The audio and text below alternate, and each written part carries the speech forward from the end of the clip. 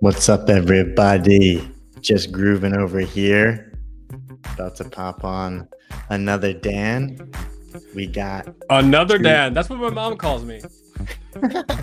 We got two Dans inside of two different Dan studios. One Dan studio much superior than the other. You be the judge, audience. Don't don't take it for granted.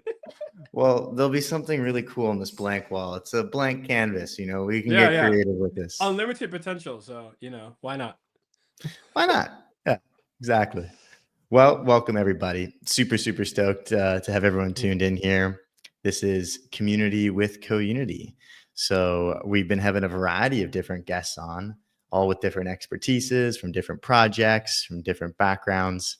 And it's really exciting to get everyone's take on community and just talk about the topic. It's quite a wide topic. It's quite a buzzword in its own way. So my name is Dan Rodman. I'm the CEO at Co-Unity. And I am super stoked to be here with DappaDan. Would you like to give yourself just a little bit of an intro of who are you? Yeah, I'm the CEO of Co-Unity now. No. Dan impersonation. Yeah. Danception. So yeah, basically I'm a developer, content creator, and mainly been focusing on what I like to call bringing the world more developer joy, which is how do we make people who are building things, not just developers. I know developer joy sounds like it's exclusive, but just anyone building anything, and especially in the world of Web3 or crypto, how do we keep them energized and enthused to stay in this industry is my one intention and goal. Awesome. What's funny is I've actually, I did some research, pulled through some different elements of your tweets and things like this as a host does. And the developer joy thing was something I had listed out here to go into a little bit. The So I'm brand is glad you. strong, baby. The brand is strong. It is strong. It pulled up, definitely super relevant. And yeah, I'm excited to go a bit deeper into developer joy as well. So that's definitely something we can get into around yourself more too. I'm actually curious myself around some DappaDan lore. Two components, two questions for you around All right. yourself Yeah, and sure. intro-wise. One being, where does the name DappaDan come from? We can start Yeah. there, and then Okay, I'll start go for there. that one. Yeah, it's interesting. So there's like two stories behind that, I guess. The first one, when I first entered into the world of crypto, um, it was kind of lame to say this, but I wanted to become the best smart contract developer there is, or best Solidity developer. That was my stated goal in mind. And to be honest, this is going to be lame, but also is dApps, like decentralized apps was like what we called them. I don't know, hopefully don't call them that anymore, but I know some people still do, which is okay. And so like I just thought, okay, the word DApp maybe needs to be in there. And there's a guy who used to basically make bootleg hip hop luxury wear, like clothes for rappers in like the early 80s, called DapperDan, DAPER Dan. And you can look it up, DapperDan, and he like used to make like fake Gucci, Louis Vuitton, all this stuff, but for like hip hop artists. So I just kind of looked at the words, was like, oh, DapperDan. And I don't know, it was an epiphany moment, and it just ran. I just ran with it, kept it going. So hey, here we are. The rest is history. Dude, it fits so well for you and your brand, actually, like hearing those Thanks. two different stories, because like the developer side and then your elements of like your unboxing and like I'm repping some merch right now, Yeah, some good yeah, crypto yeah. merch. That's Like solid, man. I don't have any merch. there's This is a shame. I just have no merch on because I didn't even know this was going to be a video until like 5 minutes before this. So hey. oh, look at you, just like I wasn't ready at all, but Yeah, you're looking yeah. fantastic. Well, cool. That's interesting, Laura. The other one, your PFP. I've been curious. It's like this guy. It's like, it's like, Yeah. So, one, that's RuPaul. That's RuPaul behind a computer. And another. This is a good story. They're actually like good questions because there's actually some decent stories behind all these, I guess. But when I entered crypto, this was when like NFTs were like massive, and everyone changed their. I mean, some people still have their PFP as an NFT. But I, starting out, just really couldn't afford, like, they just became unreachable, like the cool PFPs. So I was like, okay, well, everyone's doing all these like crazy photos. So I need to like find a crazy photo that like to like fit into the culture, if you will. We're talking about community, and I honestly just searched RuPaul behind the computer, and that is how I got my PFP. Um, and there we go. That's it. Nice. And I use it ever.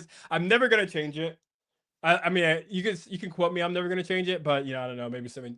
But I hate because some people make me use my like real photo or something or some alternative, which then I do have a good real photo alternative. But yeah, that's the story behind the RuPaul behind computer PFP.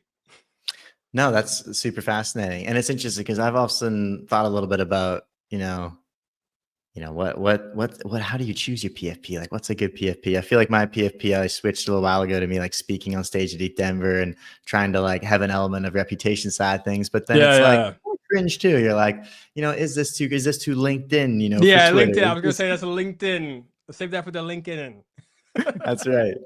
So you might see some changes on mine as well. I've been thinking about this lately. I've been ruminating on it, but I guess a little more on the intro side things. Tell me a little bit of your story, because there's a whole component of everyone's got a pretty interesting, unique story for the most part, it feels like, into Web3, Yeah. because there's been no university for it. There's no really standard rails or There was a pathways into Web3 this university. space. There was one. I don't know if it's still running, but there was a Web3 university at a time. So just saying.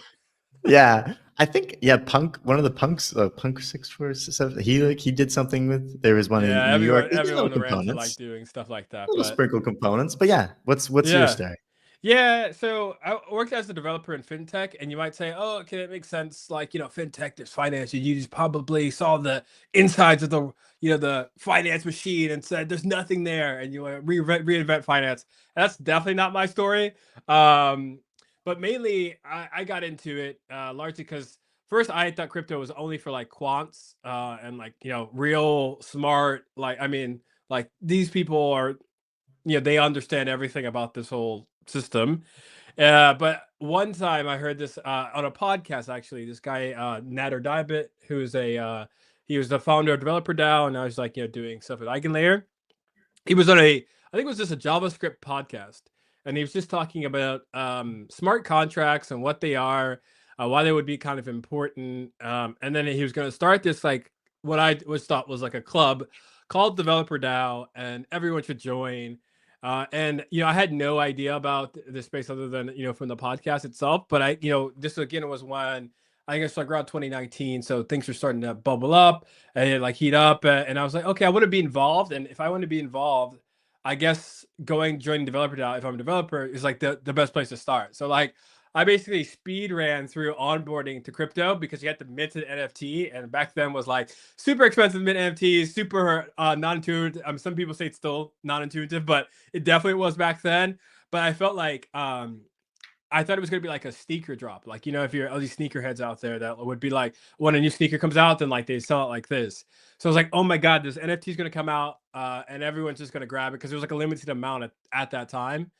So I was just like, I'll click credit card, whatever, just on board, get some ETH. I don't know what any of this means. And I got the NFT, and I was like, cool. Now I can join this Discord. And now what do I do? Like, no idea. And then as time goes on, looking at the resources and finding, to learn Solidity, all of these stuff, finding people within the developer DAO community that were all kind of just doing the same thing I was trying to figure out what the hell are we here for. And then the rest is history, really, in terms of like being able to make content, work with different teams out there, and just get, like I said, spread developer joy as much as possible around here. Nice. That's a really good segue into this element of the first question that we ask everybody, the exact same question. And then it has a common theme and core to your story there around community. Like there's this element of like the developer DAO community being super core, onboarding you in this. How do you define the word community? Oof.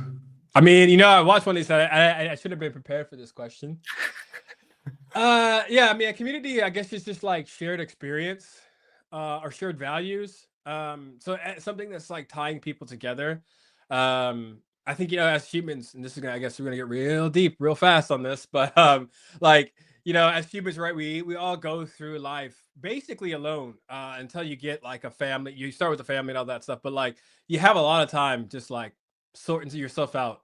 And that's really tough. It's not easy. So that you need to find people who are kind of sorting themselves out in the same way.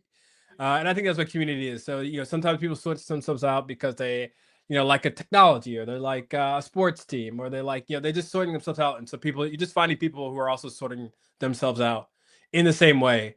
And it just helps you go along your journey. Nice. I love that. It's a very unique and authentic answer there. And it's a little bit, has kind of context that's really rings in a similar kind of harmony to a lot of the other answers that we've, had to this Nice. question. Singing the same songs. Exactly. That's what we're all about, right? Yeah. But I think it's really cool because, when we even like one of the elements that we get into a lot of times in large communities, when you have different types of community members, is how you even kind of like segment community in the right way so that you're nurturing the right even sub personas and groups together. And the whole ethos of that is like they're all trying to sort themselves out in some sort of way, whether that's to build Exactly. on the project, or the other group, they're trying to sort themselves out to maybe get as much yield as possible, and or tear down the it. other project. I don't know. Some people are anti-community communities. I don't know. Yeah, go raid. Yeah. But no, I think that's really great. I guess then maybe segueing a little bit more specific on like dev communities, what would you say is like a common maybe misconception about developer communities? Is there anything that kind of rings in the back of your mind that people don't really realize as much when it comes to developer communities? Yeah, I mean, I guess there's a lot here to like my mind is getting flooded with kind of different thoughts. I guess the first one is like how actually easy it is to in most developer communities. Again, I'm not going to say all of them. I can't speak to every single one. How easy it actually is to join or become a valued member of that community. Because most of the time, in a perfect world, at least for most communities, it's based on some sort of contribution. And being able to contribute, you can be a complete, not like amateur, novice, new beginner, and still be able to contribute something to the developer community. Whether that's just like, I remember in DappaDan, as an example, not to just like say that I'll talk about DappaDan the whole time, but we started, and there were literally people who would be on join meetings to take notes on the meeting. Obviously, now you can do that like ChatGPT or whatever, and they don't need that anymore. But this is a little bit before that, and so people got known for that. So and their value was super valuable, because then what would happen is we have all these meetings in different time zones, because it's a DAO and no one really cares. Everyone's either nomadic or like the world is flat. Everybody should wake up at 3 a.m. to do this call about, I don't know if voting or whatever, right? But obviously people can do that. So these people who were taking notes were like, oh yeah, we got to get this person to join. They're gonna do the notes, they're gonna pass it around, and they were like kind of like our historians a little bit in the DAO. And again, it's a developer community. It doesn't really take, I mean, to take good notes, yeah, that's a skill. I'm not gonna say like no skills needed here, but you don't have to be like some giga chad brain developer, 10x developer to contribute to this, right? Even though we had some of those people as well. So a lot of times, I guess when people want to join developer communities, or they're starting out in the developer journey, people are like, oh, it's like just a me thing. I'm just gonna walk around my backpack all alone. But you literally, you could probably find a developer community and also start being, like I said, a valued member. Maybe not leadership, maybe not the president or whatever of the community, but still a valued member by just finding ways to contribute, putting your hand up, things like that. No, that makes a lot of sense. I see like the value exchange mechanisms and whatnot that people also get out of being in community really relevant to some of this, which I think is really interesting. And maybe a kind of component, I'm curious to go deeper now on this metric. Developer joy is the only metric that matters. That statement. Say it again, Dan, for the people in the back. Developer joy is the only metric that matters. I'm gonna clip that recording for my radio spots, my radio commercials. There you go. There you go. Let's go. So go deeper. I'm curious. Let me push back. Like, what do you mean that's the Yeah. only metric that matters? I measure all sorts of metrics. Yeah. So, especially for in a new technology space, I think it's the only metric that matters because when you're looking to find, if you're working with a new technology, you need to find value about that technology fast. And normally that is by building things, breaking things, and then finding ways that work. And normally those people are, again, this could be builders, developers, what have you, but people making this stuff are the ones that are going to do that the quickest. And then everyone else gets rewards from all of that. I'm not saying like, again, developers are superheroes and the only ones that matter, but I do think everybody that's working at a different project or protocol that works on the technology side or even outside of the technology side should have developer joy as a metric that that only one that matters, right? Because everything else, oh yeah, because we're so flooded with all these metrics you might see in your timeline, just TVL and TG, all these acronyms and all this. I see people, oh my Kaito, blah blah blah, Yap score and all of this stuff. Doesn't really matter because at the end of the day, if no one's really enjoying themselves building things within that ecosphere or on that project or tool, it's not going to make it. It's just not going to make it. Like it might have a time in the sun for 3 hours on Twitter or whatever, but at the end of the day, if people aren't having a joyful time building something of value or meaning, you've got nothing at the end of the day. So that's why I say it's the only metric that matters. What developer joy is, how to measure it. I'm doing a whole talk of that. ETH Warsaw. That's a little shout out if anyone's going. So I'm still fleshing out all those things, and I'm probably going to do like a recording of a session or something like that. But yeah, that's why it's the only metric that matters. I'll tell you that much. Yeah, I literally was like, I wrote down, I was like, how do you measure this? Yeah. It's good. No, it's a good teaser around like, got to tune into this talk coming up from DappaDan in ETH Warsaw. And a component of what you spoke about there also rings pretty true for me around, I just want to double click on this element of attention economy, right? And it's wild how much vanity metrics and component of incentivization and people jumping through like the different hoops to get the scores, and it's like this level of attention is kind of crazy. And we're trying to like focus a lot like on CoUni side into this element of like retention economy and building loyalty. And a core component of that, as you know, with like being like an ambassador in the Eigen Alpha program and these types of things, is finding people who also have this intrinsic connection to the project and the brand versus an extrinsic one, meaning they don't need like to be paid. Like they actually are stoked about the technology and they get fulfillment out of even being connected with it. Of course, there's value exchange components and other elements of reputation and payment and retro, right. whatever that can all come. But there's this element of intrinsic connection that is very closely related then to joy and like happiness. Like when you're stoked about something and you have joy for it, then you're more likely to do cool shit with it. You know what I mean? So I think Exactly. really yeah, this nice is one. You got it.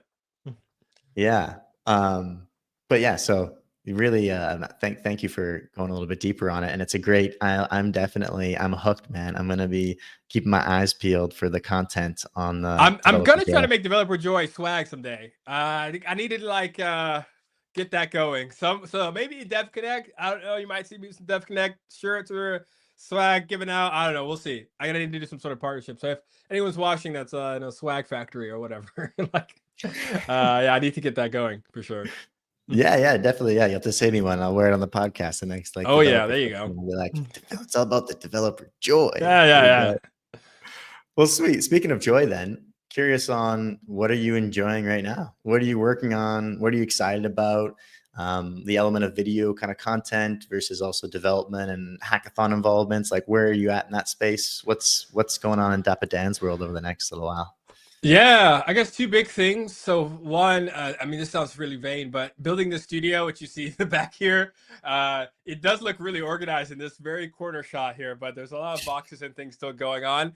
I think it's kind of a big step in my video creation world or experience because, before I had like a bedroom and / studio, and now it's a dedicated space to making videos, which one will get hopefully more videos because it's now like I don't have to like I have to pack up every one of my stuff and bring it back out again. So like I'm really hoping I can just like film, boom, which is, if anyone's made video, there's always that bit of resistance, all right, of like Yeah, I could feel them today, but I don't really get for like get the lights out or the cameras not ready or stuff like that. So um that's hopefully gonna go away and hopefully even better videos. I again tried to design the space to like, again with video in mind before it was like, okay, I have a bed here and a desk here and all that. And yeah, truth be told, like having to clean up your room every day to like just try to film something and then you realize you have like a some like shirt on the bed that's in the shot and you have to like crop the shot out just to get the shirt out. It's like, so none of that anymore. I'm gonna go straight. So I'm literally looking forward to that. Hopefully done by this end of this week. So then I can start making more lovely videos. And then the other big thing is I'm living my dream at ETH Warsaw. Again, I'm not trying to show ETH Warsaw, but that's just my next event, which is coming up. I think it's like September, early September. But I've always wanted to because a lot of times people talk about onboarding devs into the space and why there's a huge problem of that. And there's a lot of think boy or think girl pieces out there you can read on Twitter about why onboarding is broken and all of that. But I've always wanted to like at one of these hackathons. Actually onboard new devs, like people who've never been to a crypto conference or a Web3 conference before, and especially as a hackathon. I want to see what their experience is if I could just, bring them on board. Because I've always, to your point about retention, I've always like said to myself, you know, yeah, I'm not that onboarding guy. Like a lot of people like love to, oh, I'm onboarding more devs, and I think there's a lot of people out there that do a really great job. But I always said to myself, to people, like, I'm more like, I'm just trying to keep you around kind of guy. Like after you've been there for a year, like I want to make sure you're still having fun in the community. But so I'm gonna try my hand at directly onboarding, and I'm gonna film it all. Looks like right now we have like three other new devs, so it's really cool that they're also kind of devs, but not worked in crypto, not done any of this conference stuff before, not on the circuit of conferences after conference, seeing the same people every conference. That's also a meme. So I really want to just take this meme. I'm a big guy about like leaning towards the mean of like, oh yeah, the meme is onboarding broken. We can't onboard new devs, and like, okay, here we go. I've caught it on camera. Onboarding devs. We're gonna catch like real reactions of like the stuff that doesn't make sense, things that don't work, and also the joy, hopefully, of competing in this stuff. And that will be like this is my experiment. So It's a super cool experiment. I saw that. I'm like, how are you finding these people? Or are they finding you? You put something out and they're reaching out to you? yeah, so I made a little promo video while I was in Cannes, and it Mhm. was like it was like just like bragging, like, oh yeah, look how awesome Web3 developers' lives are. This is my Ferrari, my helicopter, all that. But I was like, actually, this is all a lie. This is really what we are doing, because a lot of people also think crypto is like a giant one a scam, or two, people just trying to get rich off of other people, which there's obviously people like that, unfortunately. But to me, again, as a developer, and I hate to be like, I'm on the team for the technology, but to be honest, I really enjoy the technology part. So I wanted to make in this promo video that emphasis that like, hey, yeah, there's also some really cool stuff here. I'm traveling the world to these events for one reason, because I think there's actually something there, and I want to show more people that. So it's funny because I made this promo video, and the people who have got on the team who are dedicated have come to me. But I decided, oh, let me start like promoting this outside to others, outside spaces, like to like see if I can get more people. And I put it on Reddit, and that was an experience, man. Because it's Some like people characters? come with the same arguments. It's like I can't believe it's like, oh yeah, you're just like, give me one ethical use case of crypto. You're just like burning the world. Um, all of this like, no, there's no application, no use cases. Yeah, this is all it's like, I'm like, I couldn't believe the feedback. I mean, it was so funny because I posted it on like the subreddit for Warsaw, and people, obviously, I was like, I even wrote, it's like, I know some people have strong opinions about crypto. That's okay. I'm like, people don't know me, so I'm just a random Reddit user. But I'm like, hey, I just want to, show people there's another side to all of this stuff. But of course, then people come in with all the same arguments that I've heard for many of years. And it was funny because I just kept responding to them. It was like this, huge debate chain, and then it became the top post on the, the subreddit of Warsaw. So I was like, I don't really care. Like, I know I'm not going to win you over, but hopefully I'll get visibility for someone who's just still technically curious about this or is interested. So I just let the debate go on for a very long time, which is fine. But that was just a nice little reality check. Like, there's still people out there that have the same opinions, and hopefully through this video, at least, it'll change some people. Like, for me, it's all about like the developer builder audience. Like, I'm not trying to convert someone's grandma to go to crypto. Like, I know people that do that stuff. That's not me. I just want to get people who are psyched up about the tech. Yeah, no, that's really fascinating. Not to mention, I'm sure Long-winded all answer. Sorry about that. That was super. No, you're fine. I was latched onto it. It was a good one. I think, like, not to mention, I was gonna say all like the lurkers and like the subreddit who just the read lurkers. that. There's tons of lurkers. So Totally. like, when I saw we were at the top, I was like, yeah, you guys are just doing my job for me. Let's just keep this debate going. Totally, like the boosting on the, and that's obviously the whole thing in itself. But I think I'm kind of curious then on this track of, I feel like you're a little bit of you're like a close to like a unicorn type of thing when it comes to someone who's stop the recording, y'all. I'm a unicorn. Let's just it's not getting any better than this, it's not getting any better than this. I'm about to gas you up a little bit here. This element of like super high quality video content creation and creativeness, and like on the content side, but also having the actual chops on like the developer background and like the developer like component to it, knowing actually computer science and like coding and like these types of things. Like, there's not a lot of people who are in that track, because I think a lot of the time what happens when you're starting your journey there, a lot of people get alerted into like, oh, I can go easily get a job as a developer, and I work as a developer on my full day to day, and this is where I get money. But like, you're kind of like, I respect the fact that I can see this path that you're on of a little bit of like the delayed gratification, longer runway thing of what you're building from a content perspective. And I'm just like so excited to like watch to see how it like kind of compiles and grows. But I want to like, throw back to you just on like, on that journey, on that decision, on those like that borderline of like content and code, like that you straddle. I'm curious. Yeah, I mean, thank you for those super kind words. I don't know if this is going to do like the mag heart or not, but whatever. Thank you.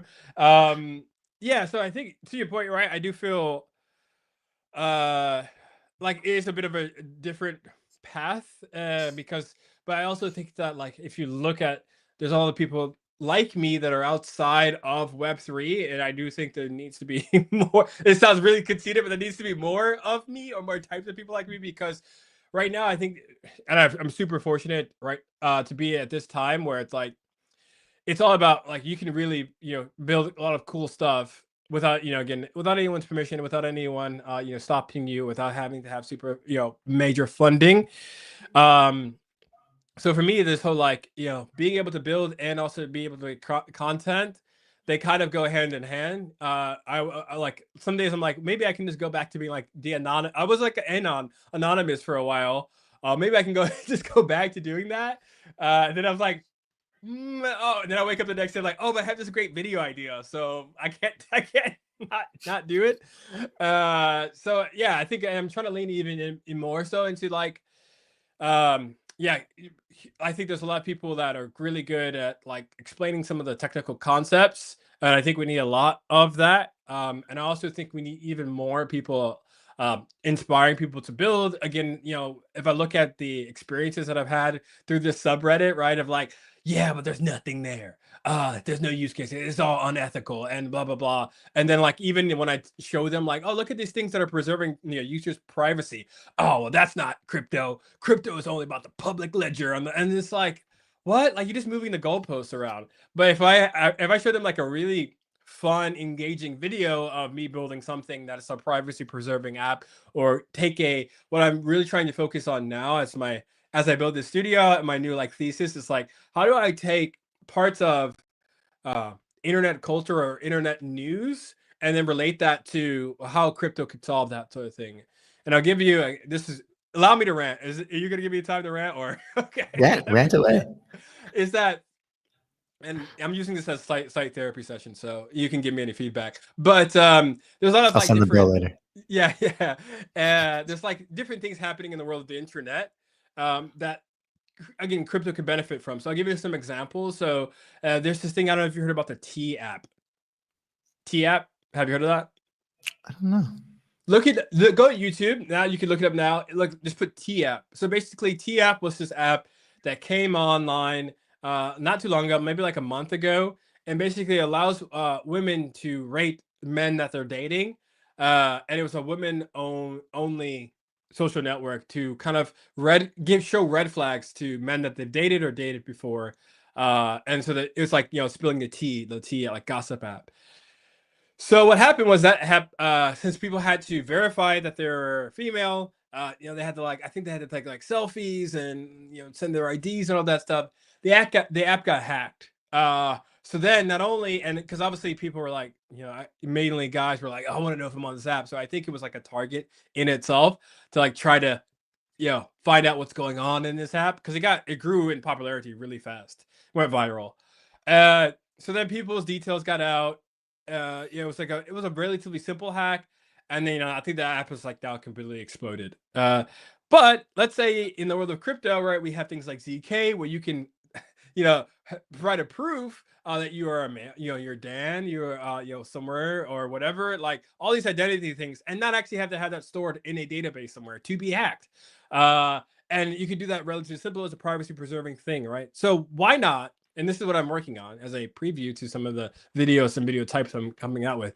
Why not that I just build a simple prototype of the T app, but make it a privacy preserving one to say, look, I just built a better T app in 3 days, and it uses this technology ZK, which you don't really need to know about all the other things about it. Like, I'm not trying to be like the guy that's gonna give you all the different types of proofs and all that, but this is how it kind of works. Users don't have to do it anything but provide this through this app, like ZK Passport is like an app that you can do. You can verify that you're female. It's to proof I don't have any identity other than that you are definitely female, and you can join this social club. If we get hacked, they don't have anything. They just have a bunch of random numbers essentially that don't mean anything to anyone, and we can go on about our business, right? And then maybe I could even add other features using ZK that make the app even better. But that's it, right? Like, it's just like a simple story, make a good video, and I think that's what's going to get more people excited about this technology. So that's going to be like kind of my focus going forward, is like looking at different things that are happening outside of the world of our bubble of crypto, and then how it kind of relates to how we can fix it.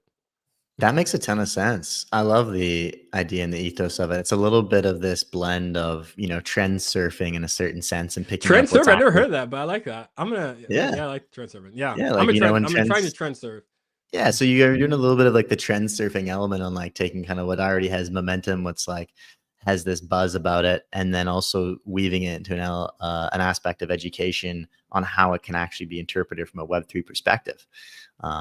No, I think that's a really great concept. And, because the other element of content creation that's in my mind a lot, which I hear a lot from with different projects and protocols, is they have something that they're wanting their community to explain, right? And so then all these different content creators, they go through this journey of trying to understand the technology. And sometimes it's also it's a great route as well, because they have to take the time to like understand this new thing, and it might be difficult for them because they don't have as much maybe like developer background or whatever, and so they kind of work their way through it, and they're like, oh, this was the analogy, or this was the unlock then that I have, and then they can create like content around that. And that's a similar pathway that I've seen as well, which that's what I was saying. It's really interesting how you're kind of already at this kind of point of like understanding a lot more of the infra and developer side of things, as so like you're able to know a lot from that side, but then get really creative on like the application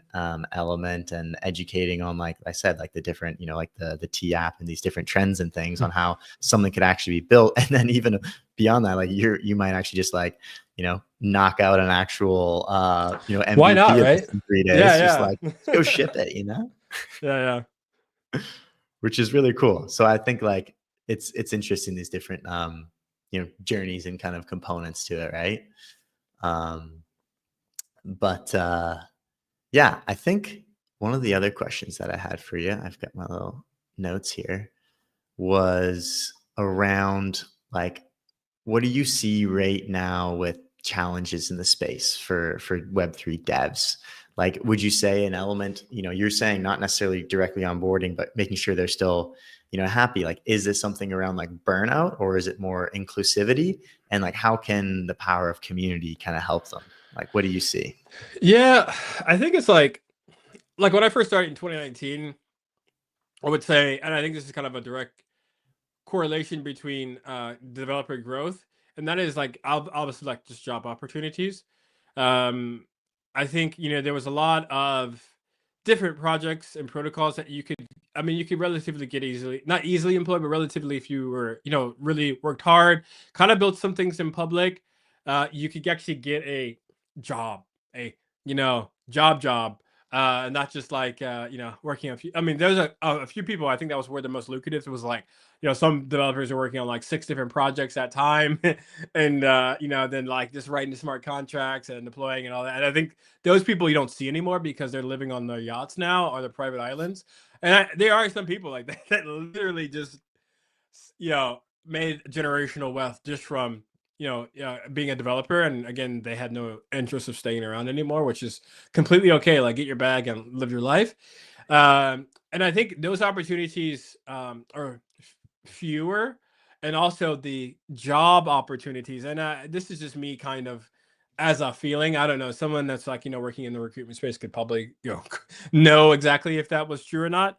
And I think that's been a struggle because like one of the things was really cool about this space when I joined was that there was some people who never even worked as developers, but they were learning Solidity as like their second language maybe, in programming, and then they were making good money, good opportunities, and stuff like that. And now I don't see that as much. I think there's still people that kind of you're working in like kind of the DevRel space, and I think that's still kind of open. But I see more people trying to launch things, at least their own products, apps and stuff like that. And I do think we should probably lean more into that, into the space. So I think like long-term funding for things is a way to get more people active in building stuff.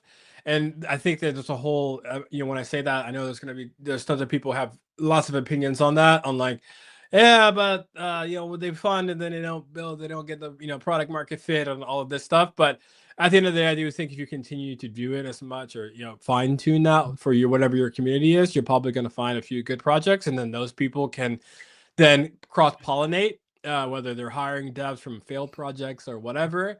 So I do think more people should be trying to do things themselves rather than I will get a job as a Web3 or blockchain developer or whatever. I don't see those opportunities as much as I used to.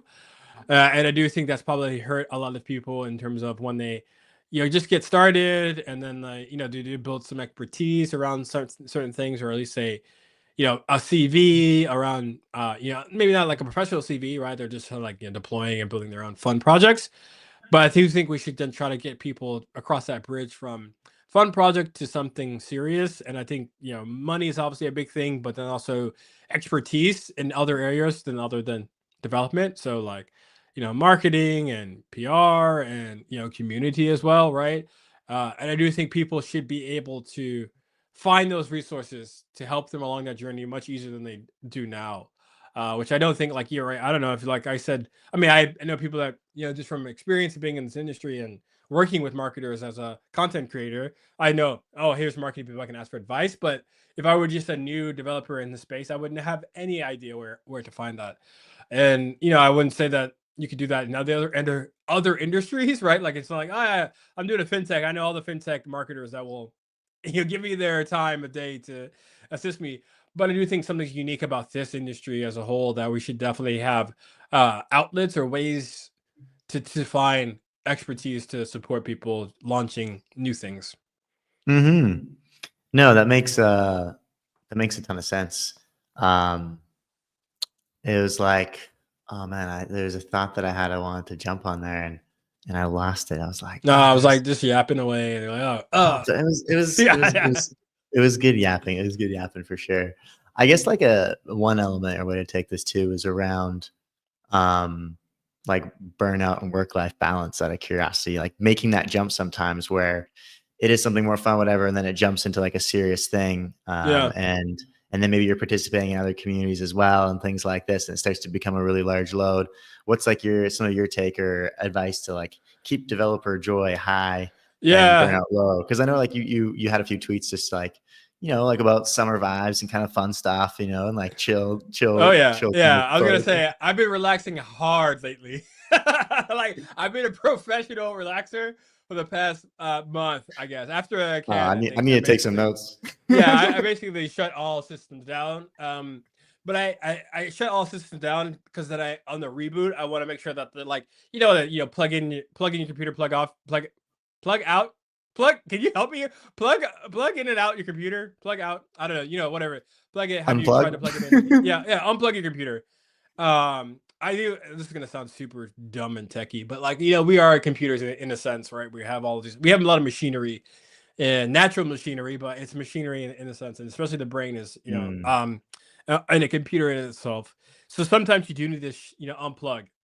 And I definitely encourage people to do that. I do that normally. Again, I live in a very dark country in this in that's in the winter, so that's definitely my like. I have a winter arc, if you will, like where I know I'm going to be locked in and focused, and I could get through a lot of different things because there's really nothing else to do.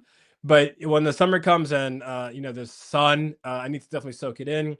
So taking a time off.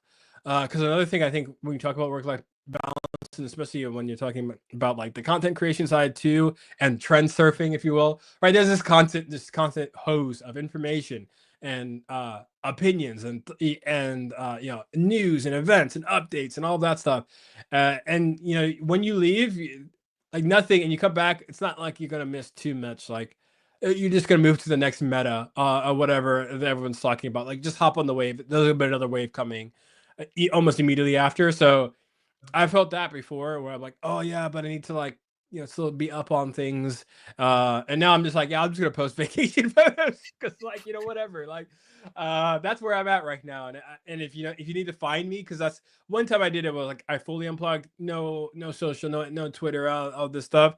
And that was okay, but then it was just like annoying to come back to everything. So it's just more like, how do you like healthily check in, right? But still have that like unplug feeling, and that's definitely what I've been enjoying so far. So that's all I could say to people is to find a balance, right? Because I think sometimes like I'm gonna leave Twitter and I'm never gonna for a month, and then like they are liking your tweets like 3 hours later. But finding a time where you can kind of reset in a good way, where you still kind of feel involved, but not as much as you once were, is very much important.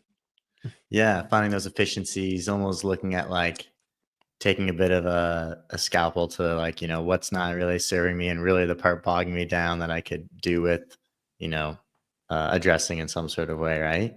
Yeah. But so the one more kind of question that I have, and then there's something where I like to share like a tool that we used, like to kind of give value to people around Oh, nice. community strategy and stuff like this. So a little bit of a tool flex, and then a community framework where I'm going to kind of like do a quick presentation on like a community framework, and then I want to get your feedback and thoughts on it, and then we finish with some rapid fire after that.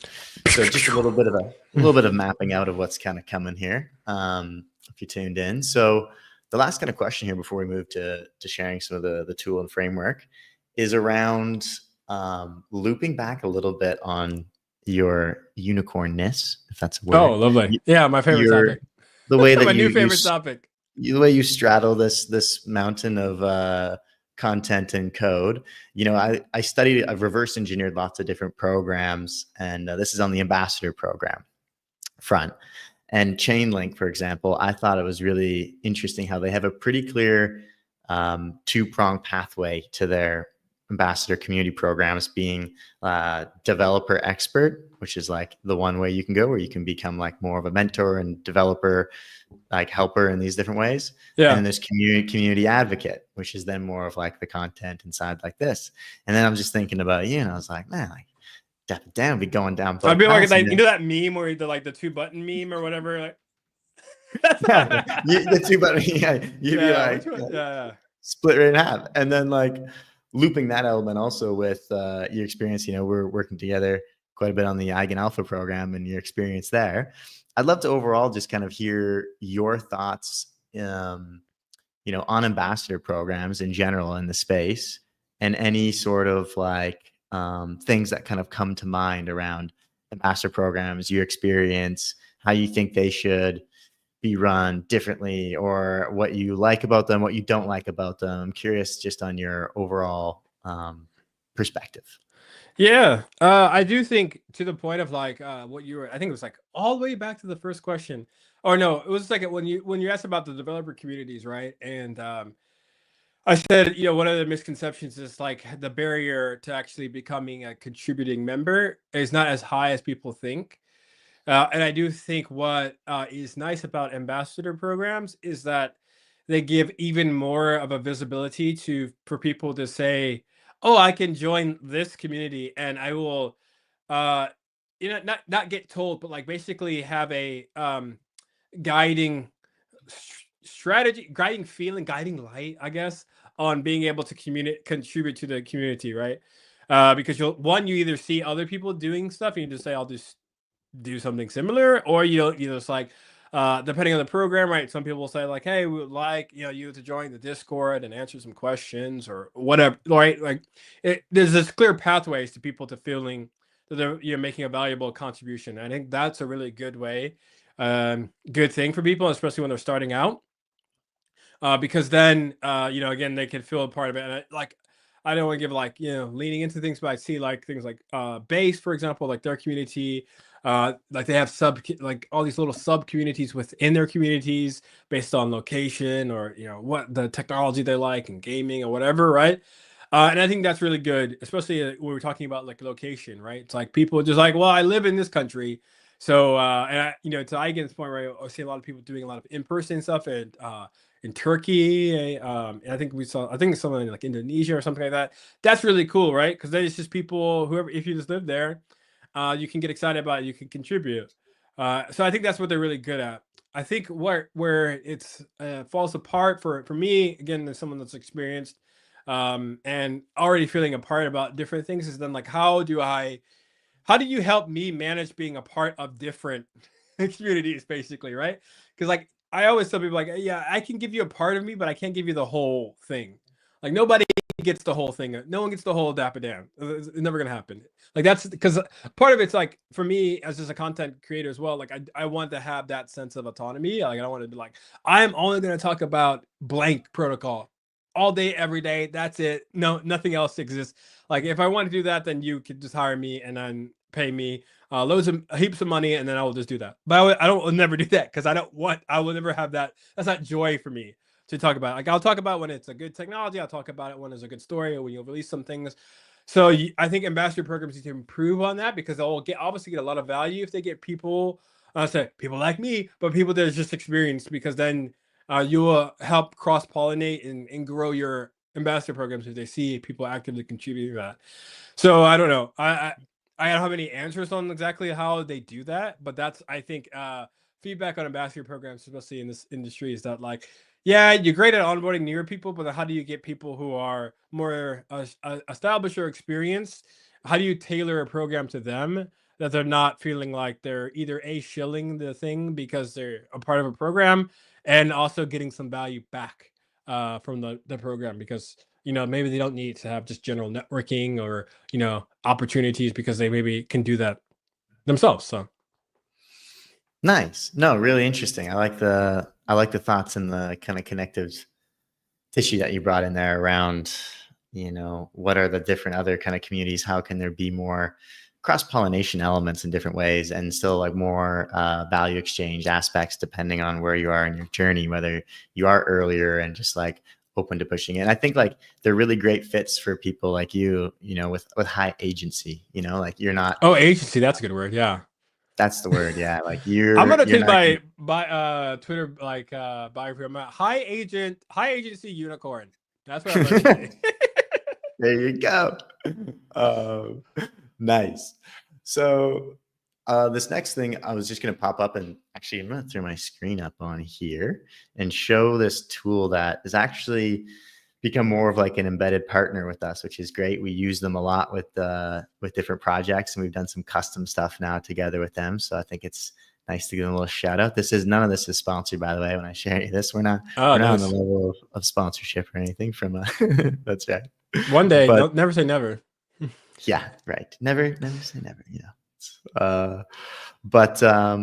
So the tool here, and I've got just the website open up right now, is called domino.run. I'm gonna close out of my 24,000 unread emails. That's a flex.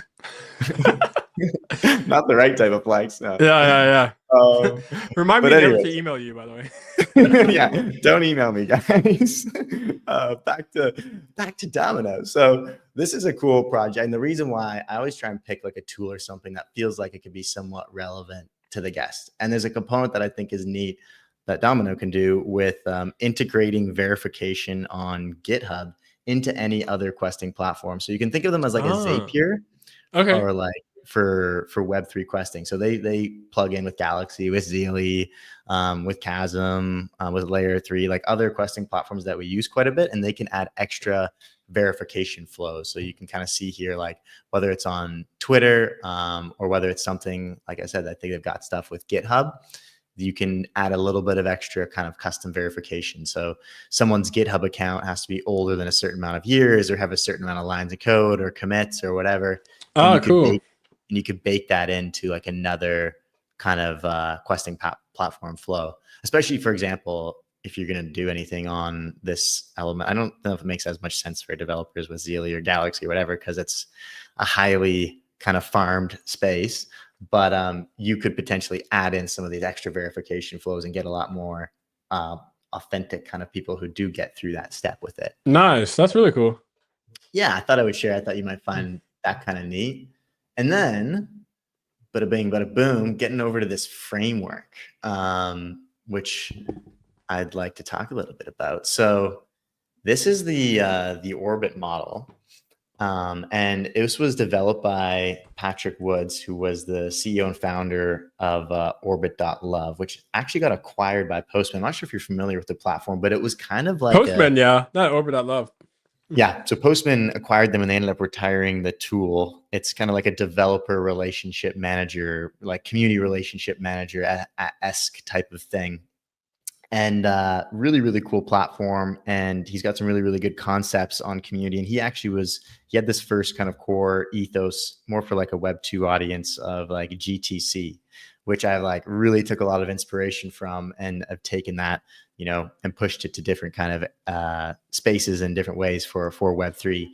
And GTC is this go-to-community strategy. Oh, nice. And it really evolves around this element where go-to-market strategy is around value capture, and go-to-community strategies around value creation.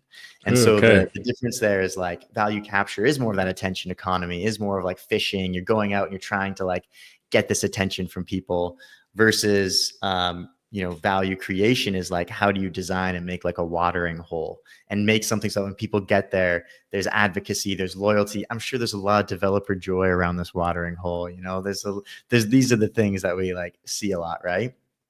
And I think like the element to that then is like, how do you track this journey? There's been a marketing ethos of funnels and sales, right? Like from a lead to a customer, it's like very funnel related. And you can often sometimes think of community kind of funnel related, like moving someone from one stage to the next. Yeah. But the way that community is so much more like, I guess you could say, more fluid in a certain sense. Patrick's like kind of concept in the way this Orbit model is talking about is it's much more of an orbit than it is a funnel. And it's neat because they have this element of what they call love, and I was like, oh, this model makes so much sense for like the ethos of developer joy. It's like they increase love. Is love, does it stand for something, or is this actually love, the word love? So love is like a measure. It does stand for something, and it can be set up in different ways for different projects of what a member's activity in the community actually is, right? Oh, I got it. So all these dots are members, basically. These like dots here.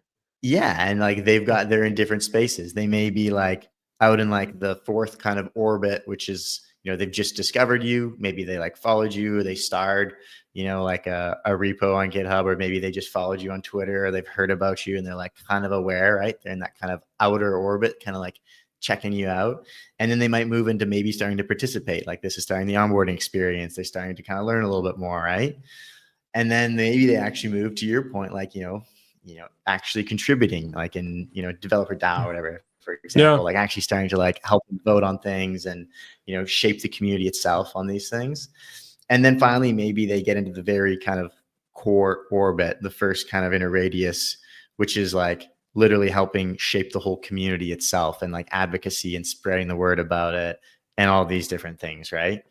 And so, it's interesting. Like you can track different metrics of how you like kind of look at people, but the overall ethos is like, how do you look at your community in this element of everyone's somewhere on this board, and then how do you understand like where they are, where they came from, what they like, and to kind of then move them into like the next kind of inner orbit? How can you speak more of the language for where they are? And like, this is then where it's like thinking about the ethos, like we have this like community flywheel ethos, and how the flywheel is kind of maybe more effective than the funnel from like a community, I guess you could say like growth approach. Because you can do things like if a community member holds an event and other community members come and they get excited and maybe they go do something and one of them holds it, and like it starts to like compile, right?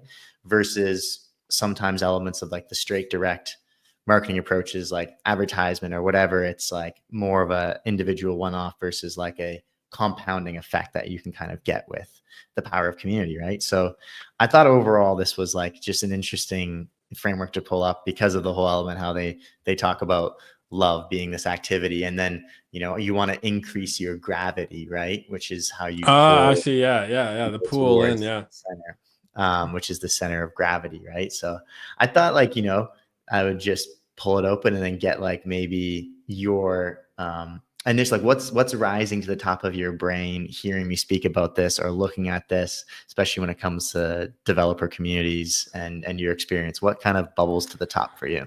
Yeah, I mean, I think just in my experience, right? I think a lot of people, and obviously this is, you're pulling the gravity, but people get stuck at 4 and 3, like a lot, right? And I like this because it still shows that 4 and 3 are very much valuable.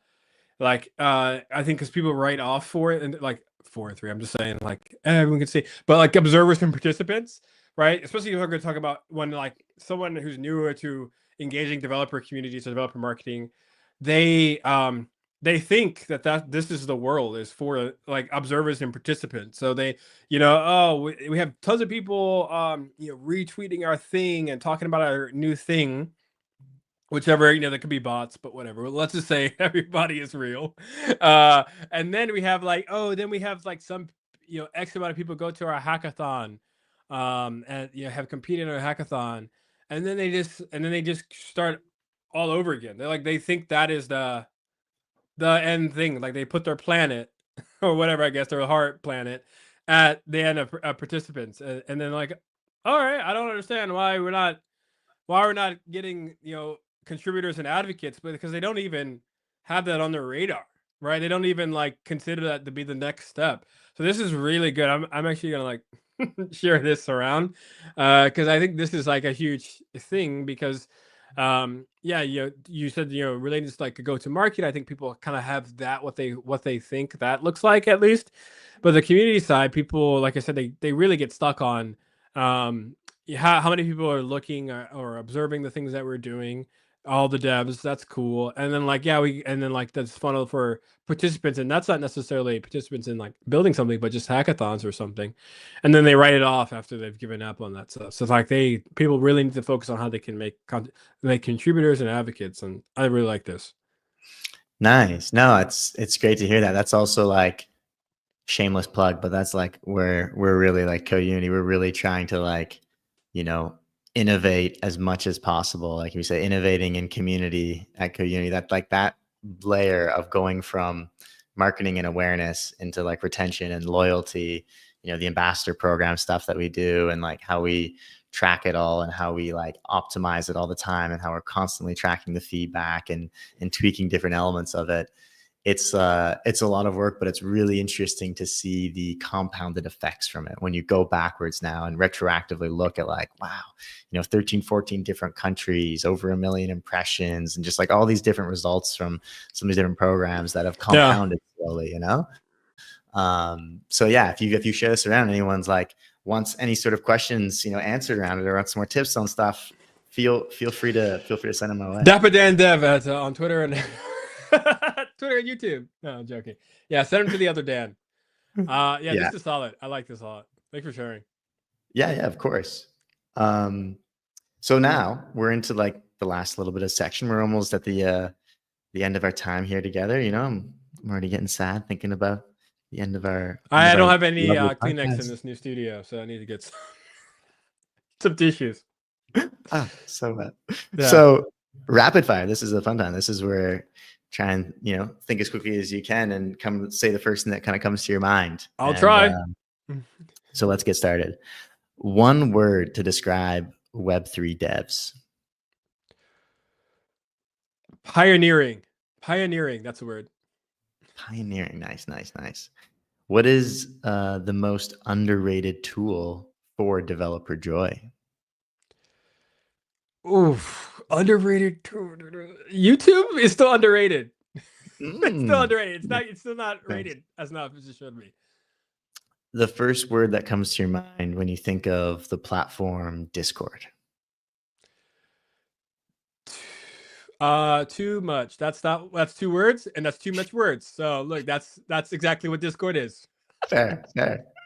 The first word that comes to your mind when you think of the platform Telegram. Fire hose. I feel the same way. Any favorite video you've created or favorite hackathon that you've attended? Any favorite? All of them are my favorite. You have to pick one. I mean, there's like, I made a documentary at Def. So favorite hackathon, ETH Global Bangkok. Favorite video, the video at ETH Global Bangkok. I filmed 3 hackers. It's called The Last Hack. So that they've competed in many different hackathons. They retired from hackathons. This was their last hack. Check it out on YouTube. That's my favorite. Nice. And what's a community-led project that you really admire? Oof. I mean, community-led, like, Developer DAO is still community-led. I knew you were going to say Developer DAO. Because not even more so, because I think that people are like, why is DappaDan still talking about Developer DAO? Like, isn't that dead? And the fact that there's actually still people out there still contributing, still building Developer DAO without it having its spotlight that it once did, its shine, it's everyone needs to be in Developer DAO kind of thing. Everyone has Developer DAO in their Twitter bio. The fact that there's still people doing it, I think I have even more respect to that community than I had at any other time. Yeah, and also like, spending time with Nader and whatnot, like huge respect for him and everything that he's done. And like, he also in a way shares a very, similar ethos to you around, doing a lot of the content creation and really putting his time and work into knowing like the code, right? So I think that's what's been really the amount of inspiration that he's brought about for a lot of people and different ecosystems and different opportunities. Yeah, I can kind of see like, you have like a very similar kind of trajectory in a certain sense, right, on these types of things. So very cool that also was the first community for you. But yeah, that's all roads lead to Developer DAO. Yeah. Well, that's like the end of the rapid fire. You survived the heat, Okay, yeah. All right. I don't even see any sweat on your forehead. No. I mean, I don't have any, like I said, no tissues here in the studio. So it's like, even if we're sweating, I'd just be on my face. So nice. No, well, this was honestly a really epic episode. Like, I had a lot of fun having this conversation with you. I definitely learned a lot. There's some interesting, points that you made around all different elements, and especially specifically going into this ethos of like, I try and learn more about the personas of these people, of like developers, and you're like this dual persona of developer and content creator, and we got into a lot of different elements there, which was really interesting. I guess as we come to like a wrap here, any sort of closing comments or questions or thoughts as we finish up the episode? Developer joy is the only metric that matters. That's my thought. Nice. Super solid. And I'm definitely like wanting to call attention then to when is this video kind of coming out on going a little bit deeper on this? What's the timeline Well, on that? the talk. So ETH Warsaw is when the video and the talk will be happening. Right. I'm like recording it, so that's I think September 3rd and 4th, September 3rd to the 6th or something like that. Hopefully, no one at ETH Warsaw watches this. I'm like wrong dates, but I booked my flight like last week, so I should know this. Such is my life. But yeah, so September, and then yeah, well, hopefully the video will come out almost right after that. And yeah, hopefully we end with a good story. I said you're gonna win something. I made a promise in the promo video that we will win something, so we shall see. But the whole point is, to have a good time. So we'll see. Totally. And yeah, we've got one of these comments from earlier. Just finishing with a little love from Steph. Yeah. You are the most Dapper developer. So thanks again for coming on, Thanks Dan. for Really appreciate it. This was epic. And yeah, we'll do some fun clips of this as well. And yeah, I'll see you maybe in ETH Warsaw. I'm very last minute traveling to certain things. But I'm sure around the world events, these things we're going to run into each other. So we'll go from there. Cool. Thanks, Dan. See you, man. You bet. See ya.